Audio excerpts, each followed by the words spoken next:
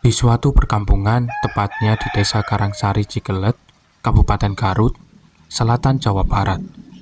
Disitulah awal mula cerita ini kami angkat. Ini adalah kisah nyata yang benar-benar pernah terjadi yang dialami oleh sepasang suami istri yang hendak pulang kampung. Sebut saja nama istrinya Aisyah dan suaminya bernama Pudin. Mereka lagi belanja buat menyambut Idul Fitri yang tinggal 2 hari lagi. Rencananya besok pagi mereka akan mudik. Seperti biasanya, khas orang Indonesia, kalau Idul Fitri nggak asik rasanya kalau nggak mudik. Bisa dibilang, mudik adalah suatu kewajiban setiap umat Islam di Indonesia. Setelah rasanya cukup beli oleh-oleh dan perlengkapan lainnya, Pudin beserta istrinya pulang. Dan keesokan harinya, pagi-pagi sekali mereka berangkat bersama. Karena mereka udah mengetahui kalau musim mudik pasti perjalanan macet parah. Duh, Pak, nyampe jam berapa ke kampung ya kalau perjalanan macet seperti ini? Aisyah bertanya pada suaminya.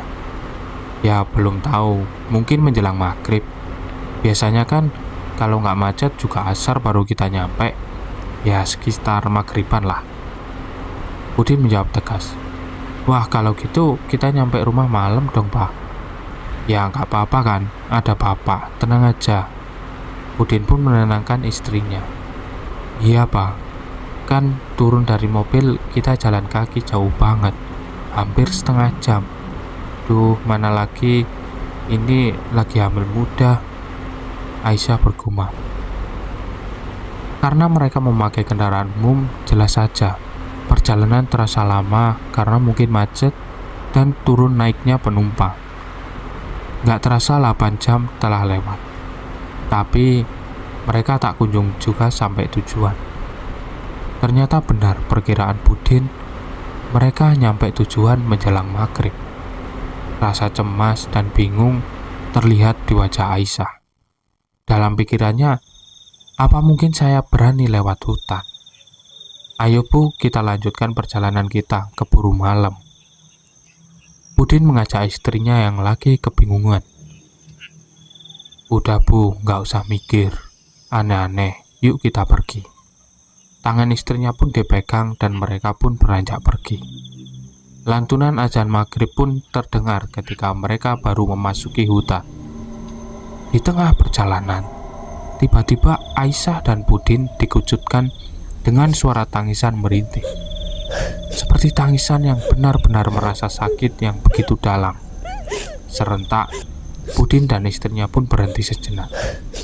Mendengarkan apa benar dengan apa yang barusan mereka dengar. Telinganya pun dipasang sejauh mungkin. Jelas sekali benar-benar ada yang menangis. Aisyah pun merasa terkejut dan langsung mendekap suaminya. Apaan tuh, Pak? Tenang Bu, mungkin orang. Pudin pun menenangkan istrinya. Yuk kita lihat barangkali orang yang lagi butuh pertolongan. Enggak Pak, takut. Mending kita pulang aja. Mana mungkin orang jam segini nangis tengah hutan. Aisyah menarik tangan suaminya. Enggak. Ini mungkin orang.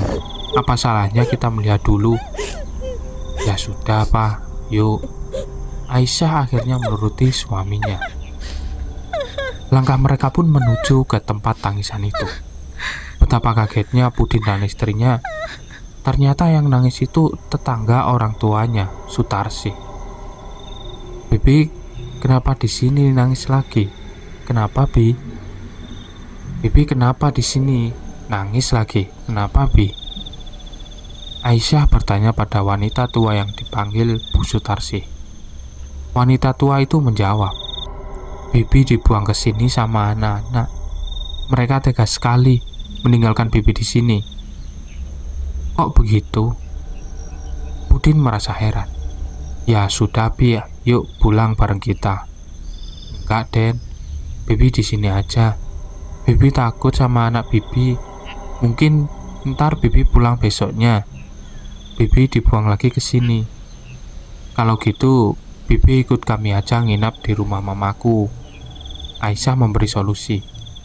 Tapi tetap aja Bisu Tarsih nggak mau pulang. Ya sudah Bi, kalau nggak mau. Lagian keburu malam, istri saya lagi hamil. Nggak baik malam-malam di hutan. Ya sudah Bi, saya pamitan dulu. Jangan khawatir Bi, ntar saya tegur anak-anak Bibi yang pada tega itu ya. Mudah-mudahan ntar malam anak Bibi menyebut Bibi ke sini. Saya duluan pulang ya Bi, hati-hati di sini. Dengan tanpa pikir panjang, Udin dan istrinya pun segera pergi. Gak lama kemudian, mereka pun sampai ke rumah orang tuanya. Dengan sukacita orang tua mereka pun menyambut Ria, memeluk dan berjabat tangan dengan anak dan mantunya. Jam berapa dari Bandung? Jam segini baru nyampe. Tadi pagi Bu, jalanan macet jadi agak telat. Udin menjawab pertanyaan ibu mertuanya. Oh iya Aisyah, kamu tahu nggak Bisu Tarsih, tetangga mama itu? Iya Bu, tahu. Oh iya, tadi aku juga ketemu mah di hutan. Dia lagi nangis, kayaknya sedih banget. Emang ada masalah apa ya Bu sama keluarganya? Apa Aisyah, kamu ketemu sama Bisu Tarsih? Iya Bu, Aisyah menjawab. Emang kenapa Bu? Bisu Tarsih sudah meninggal Aisyah tadi sore. Apa Bu? Aisyah dan suaminya kaget banget. Yang benar Bu. Iya, tadi juga bapakmu habis tahlilan. Ibunya menjelaskan. Kok bisa ya Bu? Aku ketemu tadi di jalan. Kan dikuburnya di daerah situ. Kalau nggak salah di ujung jalan sebelah kiri dekat dengan kebun anaknya yang ada pohon pinus besar. Ibunya menjelaskan lagi. Iya Bu, aku ketemunya memang di daerah itu. Dia lagi nangis duduk di bawah pohon pinus itu Bu. Aisyah meringis takut, seraya tangannya mengusap perutnya yang buncit. Semoga aja anakku baik-baik saja ya Bu. Berdoa saja Aisyah, Allah akan selalu melindungi kita. Mungkin itu bukan Bisu Tarsih, mungkin itu setan yang menyerupainya. Oke, selesai ceritanya. Terima kasih buat kalian yang sudah nonton cerita ini sampai akhir. Jangan lupa subscribe. Sampai jumpa di cerita-cerita berikutnya. Bye-bye.